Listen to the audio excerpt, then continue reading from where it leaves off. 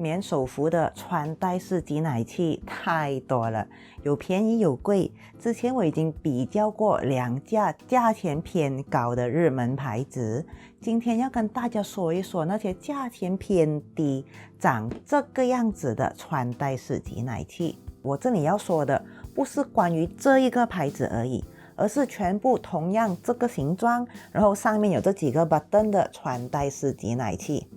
Hello， 我是丽丽。我知道当你想要购买穿戴式挤奶器，上网一搜索出现的选择多到你眼花。在我开始研究穿戴式挤奶器的时候，也是同样的心情。为了了解不同牌子的差别，我一共买了4家来比较。基本上我手上的4款已经涵盖了马来西亚市面上每一款的穿戴式挤奶器了。那 LV 和 Velo 这些大马没有的牌子就不要拿来讲啦。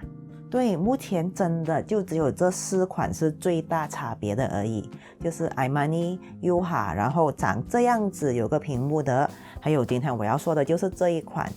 日后我会做一个4款的大比拼，但是今天就先专注 review 这样的一款。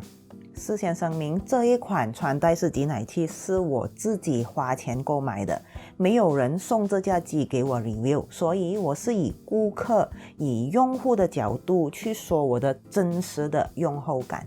先来说一说它的外观，它就长这个样子，可以一手掌握。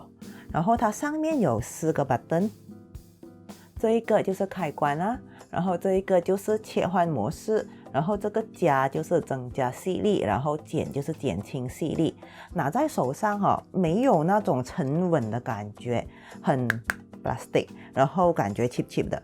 我相信你们应该有体验过这种手感吧，拿在手上面你会感觉到好像轻轻空空的感觉。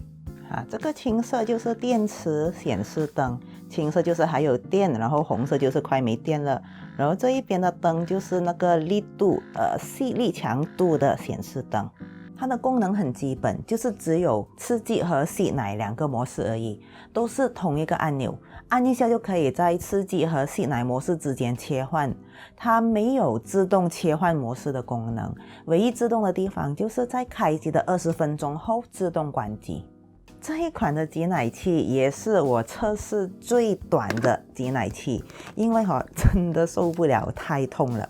我开始重新泌乳到现在，右边乳房都是每次用 Armani i2 的，从来没有受伤过。才用这个第2次，乳头就开始疼痛了。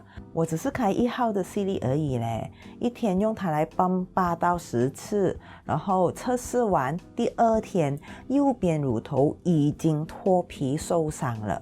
即使每次涂lotion在乳头还是会痛。我忍痛测试这一款大概6天而已，总共大概泵过30多次。请帮我鼓击一下 like button 来慰劳一下我壮烈牺牲的乳头好吗？OK， 好，当然舒适程度是因人而异的，有些人可能用到完全不痛。如果你真的很想买这一款，我真是建议你真的要 test 过泵，要试机了才决定买不买。如果妈咪刚产后，先不要买这一款的挤奶器或者其他任何牌子的挤奶器来用，因为太早开始使用挤奶器，有可能会对你的奶量有不良的影响。另外，它的机体也是会日。之前 Mama's S5 Plus 我也是说过机体会日，可是那个是圆形，所以会比较贴近皮肤。然后这一款后面是平的，没有那么紧贴皮肤，也会被它日到。可能是它的塑料那个 plastic 太薄的关系吗？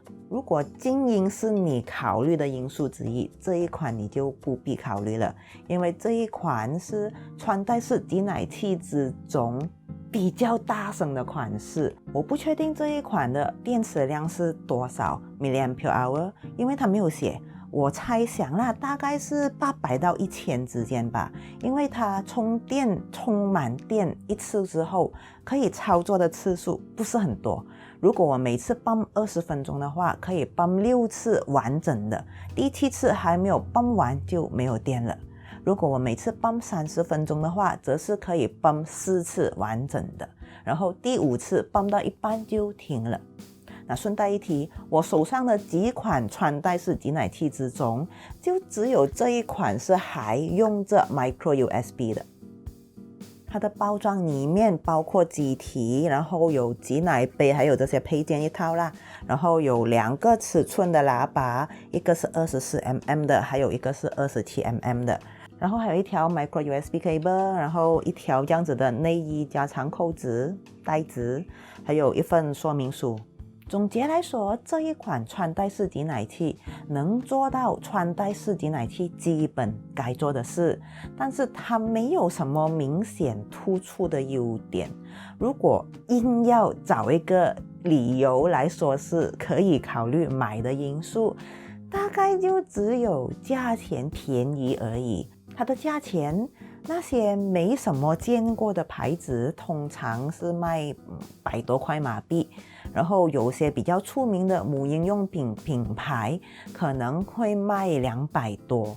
可是如果啦，你真的是没有多余钱来买贵的穿戴式挤奶器，金钱是一大问题的话，说真的啦，这种情况我更加不鼓励你把有限的金钱花在这一款挤奶器上。就这一款的缺点多过优点，用到不舒服啦，电池不耐用啦，然后没有自动模式，又比较潮。除非啦，你亲身试完每一款穿戴式挤奶器，然后觉得这一款是真的最舒服最有效的，我就不会阻止你花钱去买它咯。要不然去买一家普通的手扶的挤奶器，或者储蓄多几个月来买品质比较好的穿戴式挤奶器会更好。我也有 review 其他牌子的穿戴式挤奶器，迟点当我把每一款都拿来比较之后，那个 video 出来了之后，我会把那个 video 的链接放在这个位置，大概这里附近啦。今天就到此为止，拜拜。